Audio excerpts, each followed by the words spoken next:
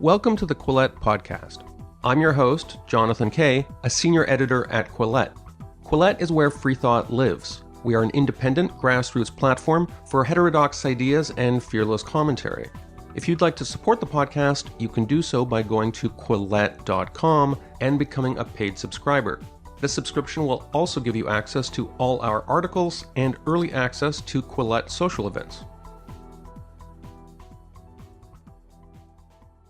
Welcome to the Quillette podcast. I'm Jonathan Kay. By any objective measure, Joseph Stalin deserves to be considered among the great mass murderers of the 20th century. During his time as communist dictator, the Soviet Union created a personality cult around the man, even as he sentenced millions of citizens to torture, exile, or death for ideological crimes. Yet his legacy is complicated because it was under Stalin's command that the USSR marshaled the resolve and manpower to defeat the Nazis through 4 grinding years of combat during the Second World War.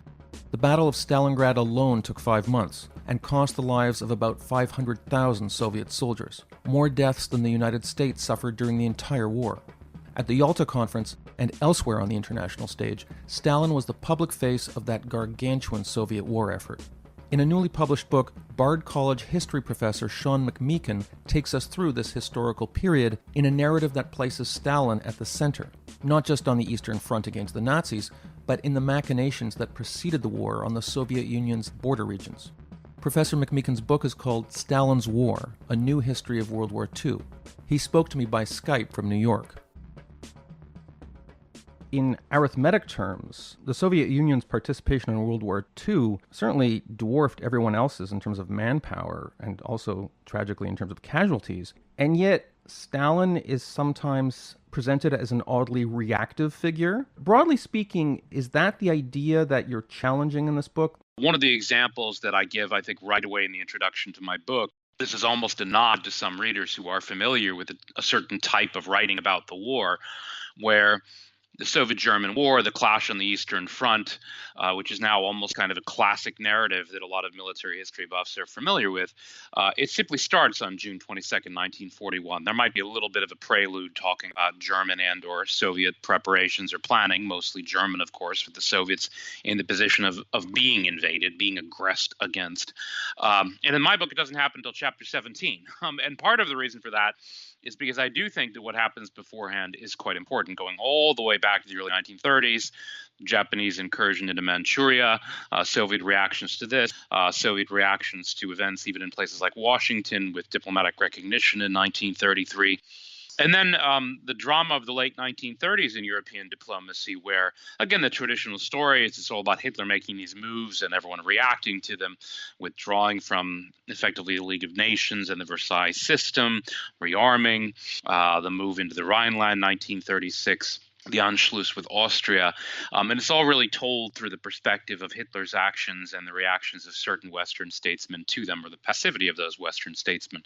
I think in the end, Stalin's perspective in all this is not simply interesting. It's not simply that it sheds light on the broader story, but I think it helps us make sense of it. By which I mean that if you look at it from the lens of Stalin and his approach to the world, perhaps slightly paranoid at times, but a very ideological approach to the world, where the Soviets see the outside world as capitalist. They see all these different countries as kind of, they might be rivals. He's hoping they'll go to war with one another, but he certainly isn't interested in something like collective security. This term that you always hear bandied about, the failure of collective security, that the Soviets maybe failed, or maybe Britain and France failed to entice or lure or trust Stalin into setting up some system of collective security against Hitler.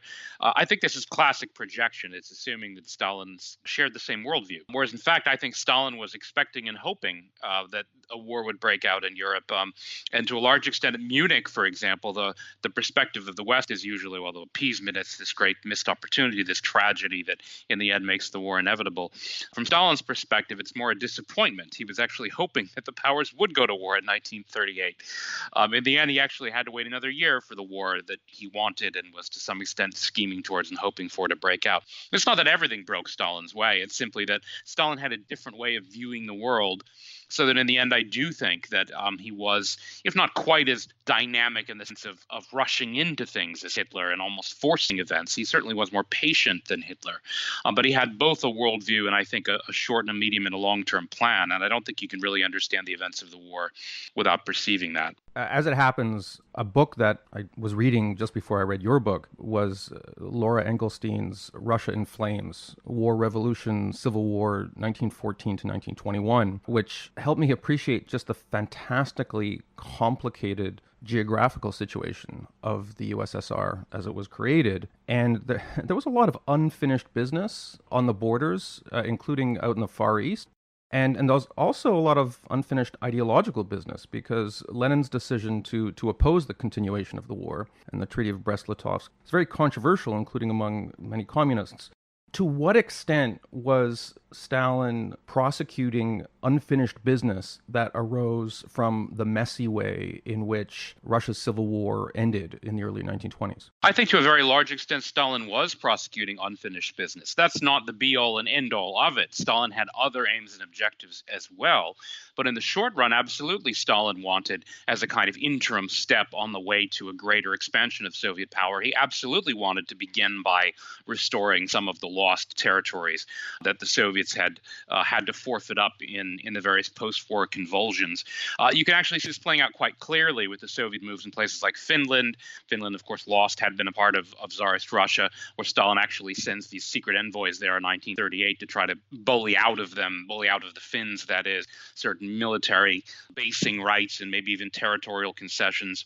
You can see it most obviously, I suppose, in the demands being made on Poland and the Baltic states in 1939, but then even more so in the demands made on Romania, including Bessarabia, and then even going a little further than that when he starts making this move into Bukovina by way of Molotov presenting these demands to Ribbentrop and Hitler in 1940. The usual view, again, is that there was a lost or missed Western opportunity to entice Stalin into joining into some type of collective security arrangement, anti-Hitler alliance. But that was all based on, I think, a false premise, which is that Stalin shared the concern about collective security and the integrity of the borders of Eastern Europe and protecting some of those new states in Eastern Europe from German predation or aggression. In fact, to some extent, even before 1939, Stalin's interests actually lined up not perfectly alongside Hitler's, but they were both revisionist. They obviously had different aims, which in the end would clash, but they definitely shared an interest in overturning the settlement, not just of Versailles, but of all of the agreements subsidiary to Versailles, including some of those made with some of the smaller states of Eastern and Southeastern Europe. I definitely think that the Soviet Union should be ranged among what we call the revisionist powers in the 1930s. Usually, again, this is how we describe Italy, Germany, Japan. They're the revisionist powers. Curiously, Italy and Japan had been on the winning side of the coalition in the First World War, but hadn't really gotten everything they wanted out of it, whereas Germany, of course, had been defeated. I guess the paradox of this, which goes back to Brest-Litovsk, which you were alluding to, is that although Germany and Russia had been on opposite sides in the First World War, they had both lost. They had lost sequentially. The Russians, of course, lost first and were forced to cough up territory, not directly to Germany, but in the form of these satellite states that the Germans begin imposing on them.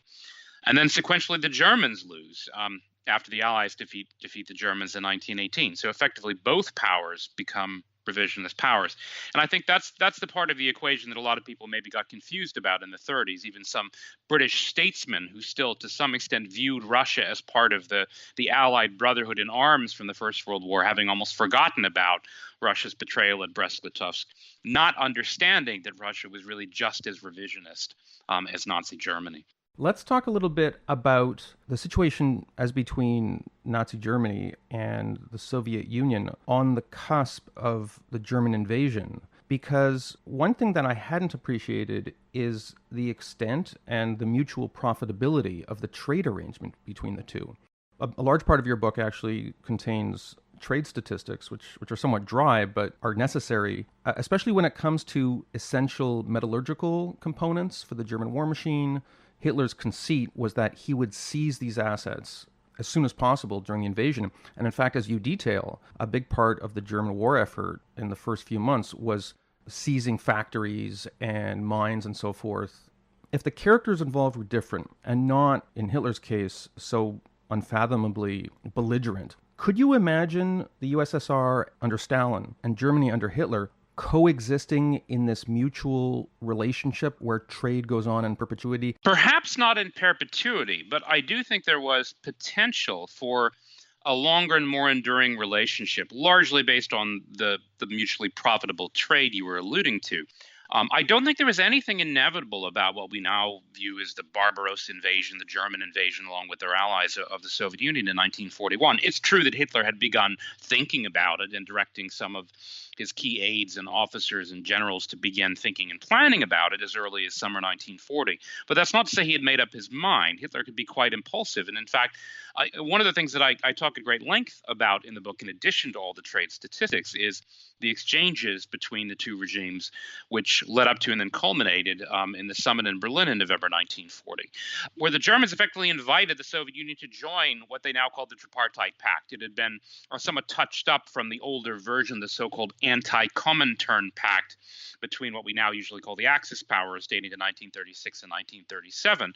So that is, they actually even dropped the language. It was no longer directed against the Comintern, which is to say international communism, which is to say the Soviet Union. It was much more explicitly directed against what the signatories called the Anglo-Saxon powers. There's this shared, it's part hatred, part resentment of Britain and the United States and their domination of global trade, the fact that they're blockading Europe.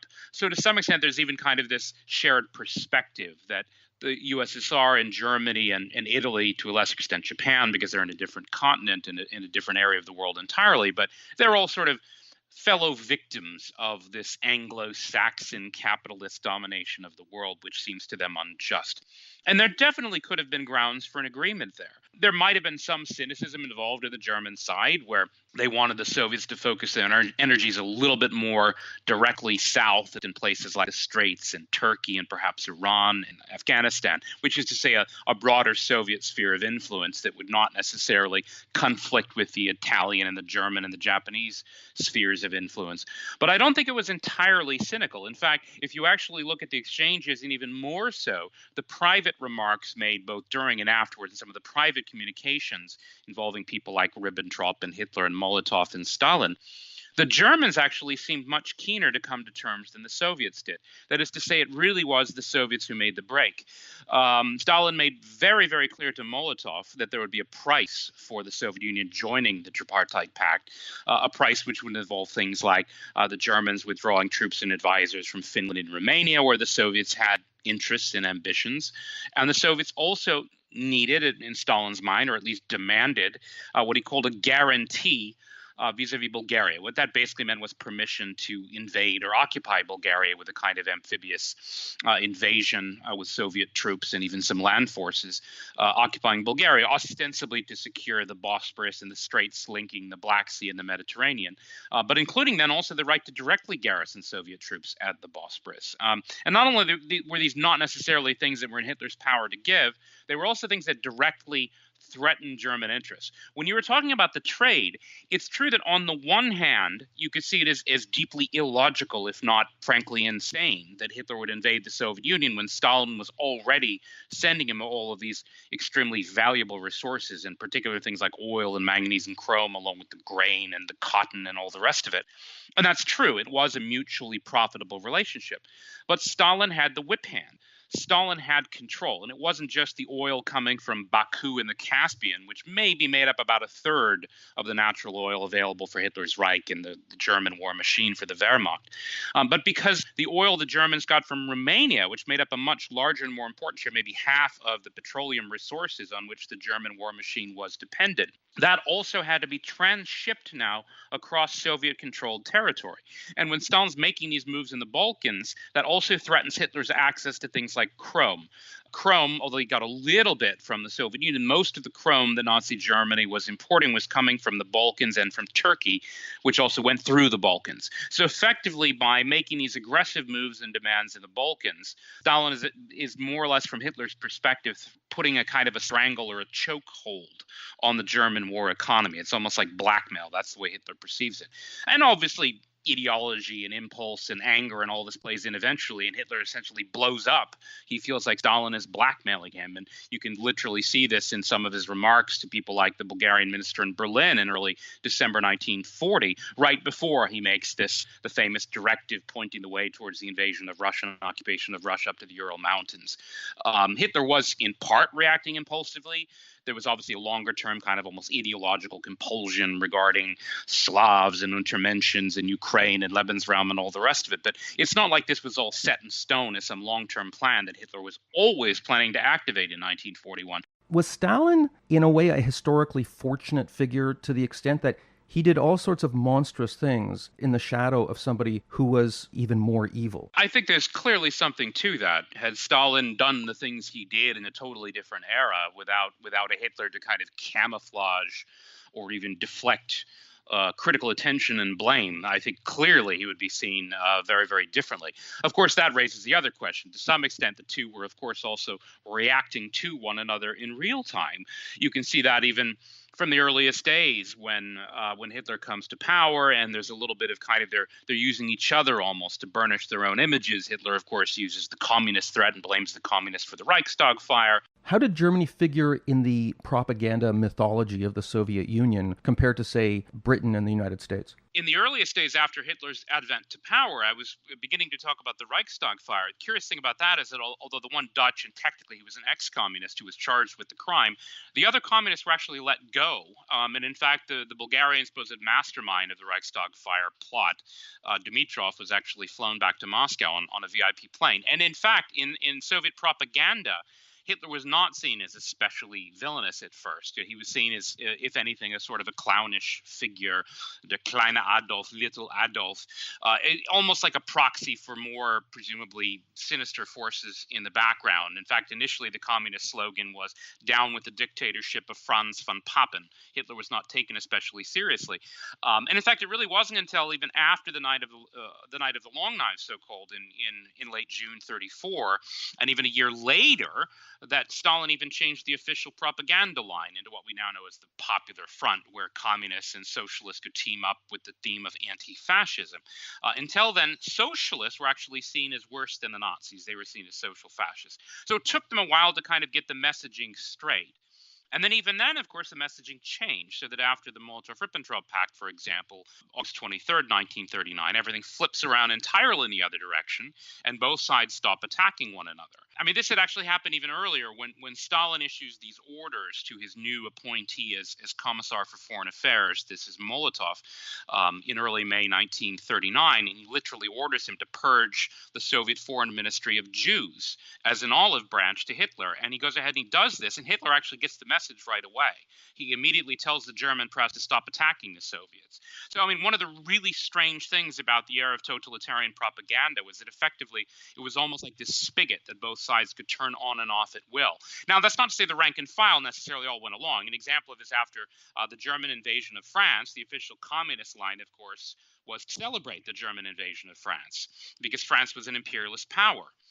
In fact, the fall of Paris is actually celebrated by the head of the French Communist Party as the greatest defeat for French imperialism in history, and so on and so forth. Now, a lot of French communists obviously didn't feel that way. Many of them actually were quite offended by this and joined the resistance, some earlier, some later.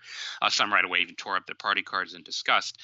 But what was quite strange about all this is, again, I think you're talking about this image we have of Hitler, as you called, almost this sort of Darth Vader, this uniquely dark and villainous character. It's not that he wasn't already perceived as such by many people in the 1930s, but it depends on where you're talking about. In a lot of Europe, Stalin and the communists were actually seen as maybe not exactly equivalent, but certainly as evil, whether it came to the Red Terror and the Civil War and the kind of tales of atrocities coming out of Russia from the emigres, or let's say the concentration camps, of course, and the Soviets had begun erecting concentration camps beginning in 1918, or in the early 1930s with the events we now refer to as the Holodomor. Now, it's true that the entire story wasn't known, and it was known probably to a greater or lesser extent depending on who and what you were talking about. about. But there were many, many people who saw Stalin and the Soviet Union as quite a threat in the 1930s. To some extent, some of this is now chalked up to appeasement. The idea that, let's say, the British Prime Minister Neville Chamberlain, architect of the settlement at Munich, or at least principal architect of it, because he was wary of Stalin and the Soviet threat, because, let's say, many in France who were less enthusiastic about collective security, in part because they were wary of Stalin and the half-hearted French mutual assistance pact with the Soviet Union dating to 1935. There was obviously a variance of opinion.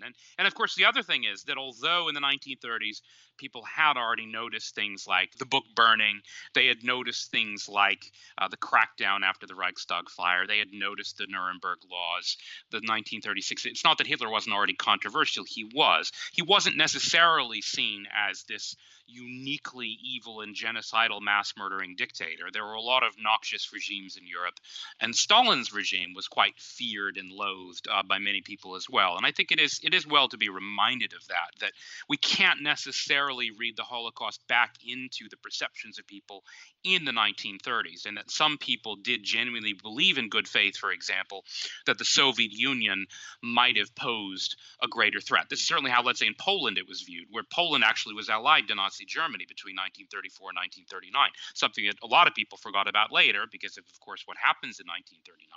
But in fact, Poland saw the Soviets as a far greater threat, at least until well into 1939. And now a message from our commercial sponsor, Skillshare, the online learning community where members develop creative skills by exploring real projects. Now, I only have a minute here, so I won't be able to do justice to the thousands of different subjects you can explore through Skillshare. They range from YouTube success, script, shoot, and edit with famous tech YouTuber MKBHD, to portrait photography, shoot and edit Instagram-worthy shots. If you're interested in illustration, graphic design, creative writing, entrepreneurship, and music, Skillshare has got you covered. In my case, I'm using Skillshare to learn Java, which is actually the second programming language Skillshare has helped me with. Back in 2020, it was Python. And Skillshare is incredibly affordable, especially when compared to pricey in-person classes and workshops. An annual subscription for Skillshare is less than $10 a month. Explore your creativity at Skillshare.com/Quillette. That's QUILLETTE,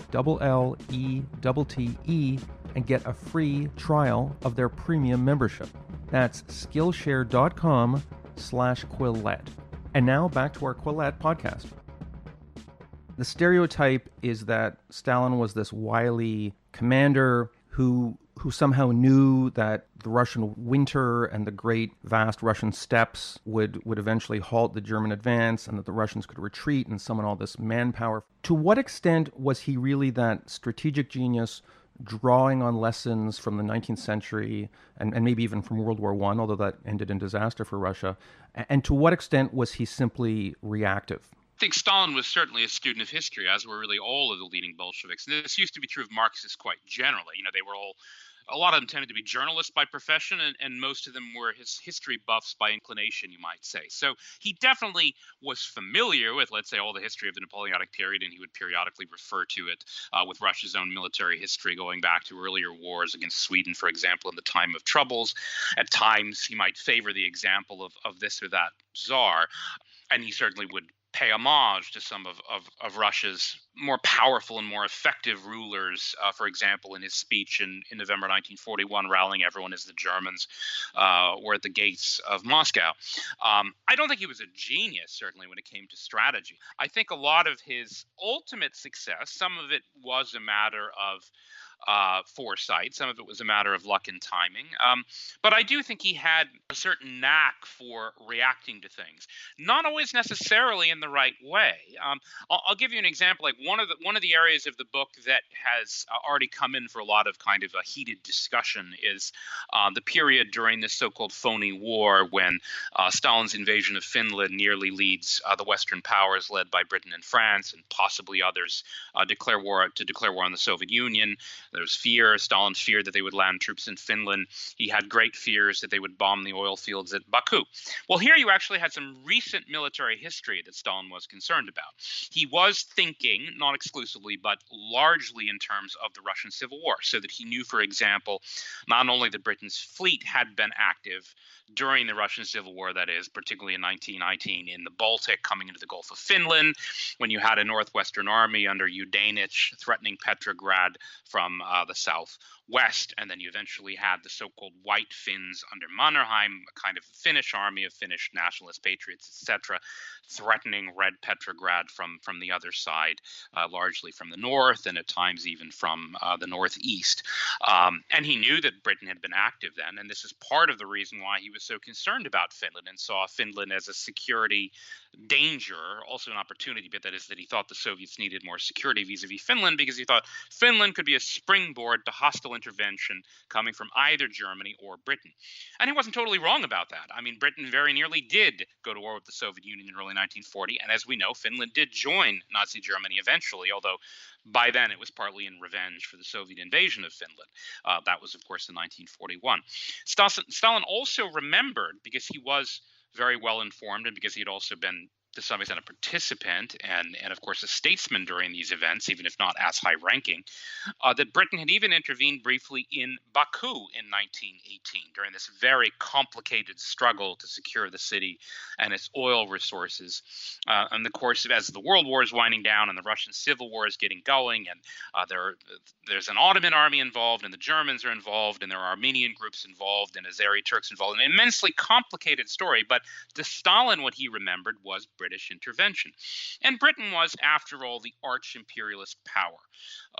The long and storied history of the Royal Navy, this is something Stalin obviously thought about. He had this kind of backhanded respect and fear of the great aristocratic nations as he saw them.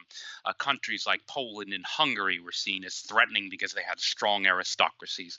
Britain obviously had this storied aristocratic tradition, a naval tradition. And I think he really did see Britain as a greater threat than Germany for most of 1939 and 40. And even despite all of Britain's losses in the early days of the Second World War, really well into 1941, Stalin didn't trust the British, even though Churchill was writing him letters. No, that is his view of military history. It could be blankered. He didn't always get everything right. But certainly he was historically informed in the way he went about his decisions. And maybe at times, again, he overreacted. The reaction to this threat of the Franco-British intervention against him in Finland, first of all, he makes peace with Finland and actually gets much less than he initially wanted to out of the peace terms. And then he orders what we now call the Katyn massacre, where effectively to almost preempt a fifth column rising of all the Poles he had shipped off to labor camps after invading Poland in 1939. He had nearly 23,000 Poles executed, including more than 15,000 military officers. At times, he could be paranoid again, to maybe even to the extent of delusion based on his fears. They were definitely, though, historically informed. The Soviets had, after all, fought a war with Poland as well in 1920. And in fact, although there had been positive moments for the Red Army when they had nearly taken Warsaw, they had in the end lost that war, and they had lost territory to Poland. And so Stalin's fear of Poland, again, is not just in the realm of kind of crazy paranoia. It's also in the realm of recent military history. You have several chapters on Finland. Right at the beginning, Stalin made all these really maximalist demands against the Finns and set up this bizarre puppet government led by some guy who'd lived in Russia for decades, and got all his propaganda apparatus up against the Finns. You describe this period, and it sounds like from the way you write it, that Stalin was cognizant of it, that his heavy-handed Goliath versus David predation in Finland could actually cause him so much negative PR internationally that all the European powers would gang up against Russia? Well, I think that's quite right. None of these things were clear in 1939 and 1940. No one knew that the British Empire was destined for this kind of sunset phase after the war, with Britain declining into bankruptcy. No one knew that, least of all Stalin, and maybe some of his perceptions were dated and some of these caricatures dated to the 19th century. Now, the same thing was true about the Finnish War. That is to say, no one knew that it was a sideshow at the time. Quite curious is that although the war in Poland had obviously been a very big deal, and to the extent anyone could do any reporting from there, it was obviously the story of September 1939. But the fact is that by October and November 1939, Poland was no longer really the story. The war there was over. Horrible as the occupation was, of course, going to prove to be for Poles, both, well, Gentiles and obviously eventually for Jews who happened to be unfortunate enough to live there. At the time, that war was essentially kind of in the past, and the press had really moved on. In fact, one of the really curious aspects of the Soviet invasion of Finland is that it actually leads to the Soviet Union being expelled from the League of Nations, which was the first time that had happened. As the director actually put it, Germany, Italy, and Japan had at least had the decency to resign their membership before committing these flagrant aggressions. Whereas the Soviet Union had actually just invaded Finland and then been expelled on principle as an aggressor. Um, and it definitely was the story of that winter. There wasn't that much going on. There was almost nothing going on the Western Front, where we now call it the phony war, the Droll de Guerre, or the Germans even have a more evocative term, the Sitzkrieg, almost like the sitting war, where the Germans didn't really have any particular desire to do anything yet. I mean, winter months are never really, of course, great for offensive operations. The French weren't especially keen on reliving and refighting the First World War on the Western Front for obvious reasons. Britain was kind of looking for, as was even true really in the First World War in the first years, Britain, what eventually led to the Dardanelles and Gallipoli campaign, Britain was kind of looking for other avenues and other things to do. And the Finnish War was it. That was where the fighting was happening. That was where the journalists were going. That was where the volunteers were going. That was where the arms were being shipped and sent. So it didn't seem like a sideshow at the time. And the thing we have to remember about Stalin is, first of all, obviously he initially didn't want to have to invade. The Baltic states had just rolled over to him. He had reason to regard Finland as kind of just an extension of that, right? Well, yeah, not only that, but of course, Finland had been a former Russian province. So to that extent, he also thought there was a certain common sense or justice in making these demands. And he wasn't demanding all of Finland. From his perspective, his demands were quite reasonable. Yes, some of them involved basing rights in islands, which had great strategic significance. And it's obviously why Finland rejected them. But that's it from Stalin's perspective. He was actually even horse trading some relatively less important land near Lake Ladoga, which he didn't necessarily think was strategically important. But technically, he was offering a territorial swap with a tiny country with an infinitesimally smaller population, with a tiny army that was scarcely at all mechanized and modernized. And he was kind of shocked that they resisted. Maybe he thought that the reputation of the Red Army was quite fearsome just based on its mass and the fact that, yes, he did have lots of tanks and warplanes and artillery and ammunition and so on. But in fact, the Finns, perhaps sensing correctly that their own morale and elan and fighting effectiveness would dwarf that of these Russian grunts, the Finns said no, and they chose to fight. And I think initially it was quite a shock. And then when the war, of course, bogged down and went extremely badly for the Soviets, that too was a shock. And then when he started learning about some of these intrigues of the Western powers, and we have to remember Stalin was exceptionally well informed. He had spies in London, he had spies in Paris, he had spies in Washington. He had a high-ranking informant in Damascus under General Weygand, effectively spilling all the beans about whatever they were talking about at the French Middle Eastern Command regarding these plans to bomb the oil installations in Baku. He was extremely well informed about all of this. I mean, we can confirm this because he spoke about it openly with various diplomats and advisors. He knew all about the Anglo-French plans. And the thing is that some people who've kind of read the book say, well, look, in the end, this is a fantasy. Well, okay, maybe Stalin was a little more paranoid than he should have been, but Britain did send 4 squadrons of Blenheim bombers to Iraq to carry out the bombing raids on Baku. They did do the surveillance flights. They did their due diligence. In the end, Hitler effectively preempted them both with his moves into Norway and then a month later with the invasion of France in the Low Countries, which effectively ruled out these types of operations once the Allies were simply desperate to hold on and then evacuate the British troops at Dunkirk. But in fact, at the time, in February and March 1940, Stalin was legitimately terrified. And he knew, among other things, that one of his mortal enemies, as far as nations go, Poland, the Poles, that those Poles who had escaped from the cauldron of the joint German and Soviet invasion of Poland, many of them had made their way to Britain, and they were all training with British expeditionary forces who were hoping to land possibly in Finland or Norway. There was even talk of airdrops into the Caucasus. And of course, they were all training in the Royal Air Force. They ended up playing a very dynamic and heroic role, actually, in the Battle of Britain. So that there was every expectation on Stalin's part that what was left of Poland, that is, Poles in exile, would join this fight. And there were volunteers from places like Hungary, from the other Scandinavian countries. There were even volunteers trying to make their way to Finland from places like Italy and Spain. And Britain and France were absolutely talking quite openly, if not publicly, about the idea that the first echelon of troops would actually land in Finland. And there was actually a date that shows up in some of the French planning documents on March 12th. Now, maybe that wasn't realistic, and maybe it never was fated to happen. But Stalin learned about it, and I don't think it was an accident that he signed a peace treaty with Finland on March 12th, 1940, which was actually originally supposed to be the date of the Allied landings there. In the end, they didn't do it. In the end, they didn't carry out the bombing raids. But they were quite serious about planning for these things. As I noticed, the sending of 4 squadrons of bombers to Iraq after carrying out surveillance overflights at great risk over Baku and Batumi, to a man like Stalin, that was serious, and he definitely took the threat seriously. And in fact, after the Germans invaded France, they actually captured a lot of the documents and published them, thus proving to Stalin that he had been right all along to both fear and mistrust France and Britain. So when someone like Churchill tries to send him letters after Churchill's installed in Downing Street, Stalin has no reason to trust Churchill. He thought that the British had been scheming to go to war with him and to topple him. And there might have been an element of paranoia there, but he wasn't totally crazy either. If you're a regular listener to the Quillette podcast, you'll be familiar with BetterHelp, one of our original advertisers.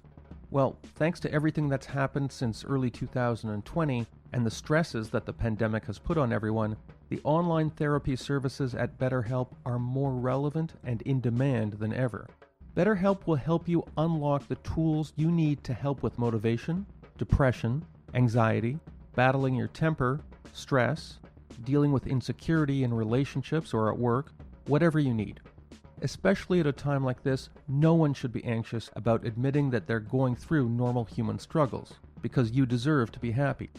BetterHelp is customized online therapy that offers video, phone, and even live chat sessions with your therapist.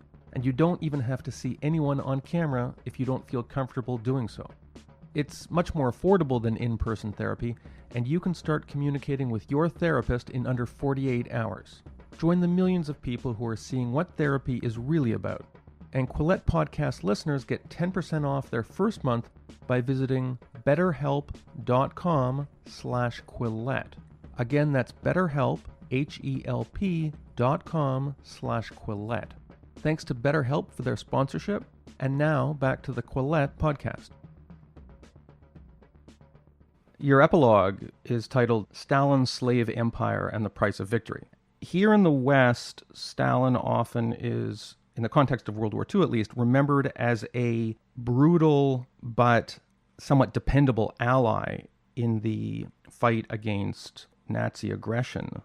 Do you think our historical memory of Stalin and his legacy does do a disservice? I think it does. I understand where it comes from.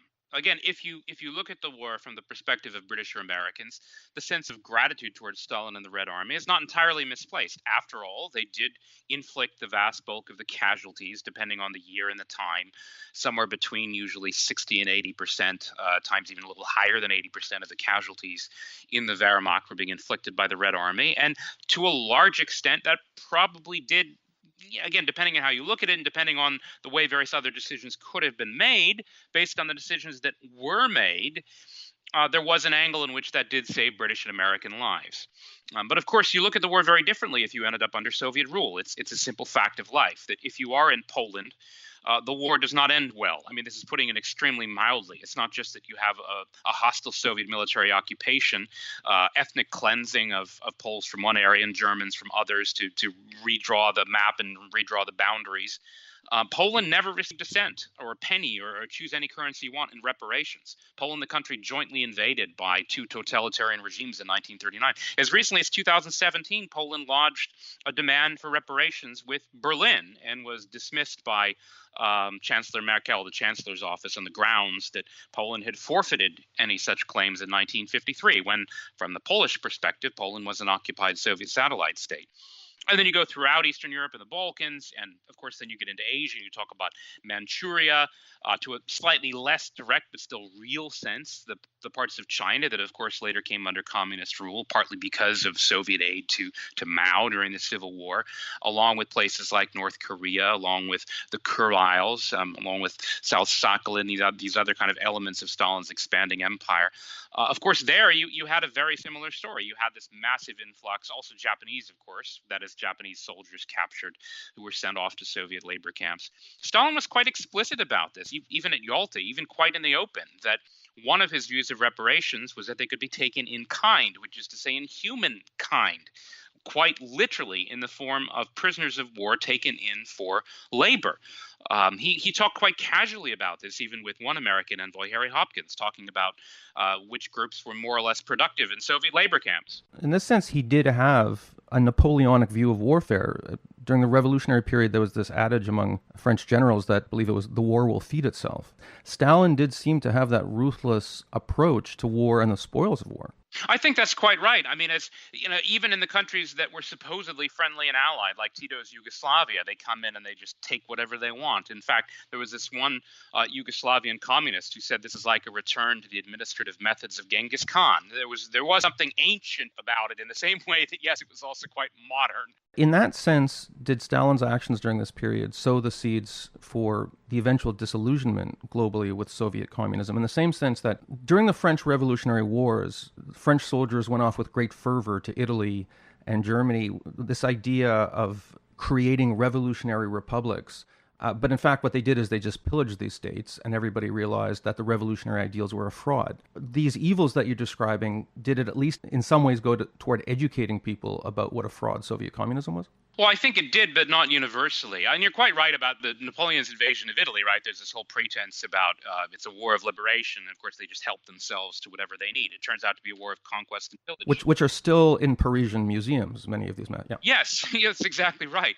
And you can see the same thing with Moscow. I mean, they took back trophies from nearly everywhere in Eastern. They took back entire factories. I mean, just vast amounts of industrial property from Germany taken, along with, of course, artwork, along with 2.5 million volumes to enrich the Lenin Library. I mean, all kinds of booty of virtually every type imaginable. They had whole looting battalions inside the Red Army that were specifically tasked with carting off loot. I mean, they even had a kind of stipulation, which to some extent had echoes of Islamic law, of Sharia, regarding the amount of loot each soldier was allowed as kind of their personal allotment, something like 5 kilograms, which actually isn't all that much. And so, yes, and there was something quite ancient about this in a lot of ways. But as to your question about whether this began to disillusion people about communism, I think it definitely did in the countries occupied by the Red Army in 1945 and afterwards. I do think, though, that in the countries fortunate enough not to be occupied by the Red Army, there's very much a sense in which this lesson was never learned. While, yes, the Cold War to some extent kept it in the headlines, and there was kind of this long supposed twilight struggle for freedom in the West, we've certainly forgotten it, I think, since 1989 or 1991. I mean, you can see this in everything from, even the word socialism, which used to have a kind of more controversial ring during the Cold War years. It's obviously no longer controversial, even in the United States. Communism, which really used to be, at least during the Cold War years, this kind of, almost like Jacobin in the old days, right? This was a kind of alarming word. You wouldn't want to be suspected of being a communist. Maybe even your civil rights would be deprived if you were. I don't think that's true anymore either. I think in a lot of Western countries, the idea of communism, if not necessarily mainstream, is really not as controversial as it used to be. So I think the lesson was learned, and I think you can actually see this in the evolving political alignment, where a lot of the ex-communist countries tended to shift a little bit more to the right politically after 1991. There are exceptions to every rule, but I think the broader generalization holds, and where people actually, they have returned to some of the more, ancient verities or priorities.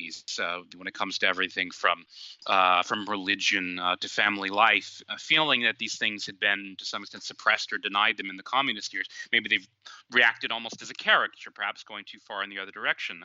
But I think it absolutely did. I mean, in those countries, I think communism, in the sense of it actually being taken and applied literally, was completely discredited.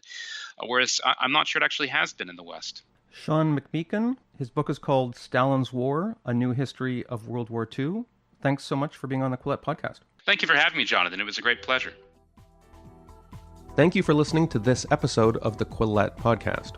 Quillette is where free thought lives. We are an independent, grassroots platform for heterodox ideas and fearless commentary. If you'd like to support the podcast, you can do so by going to Quillette.com and becoming a paid subscriber. This subscription will also give you access to all our articles and early access to Quillette social events.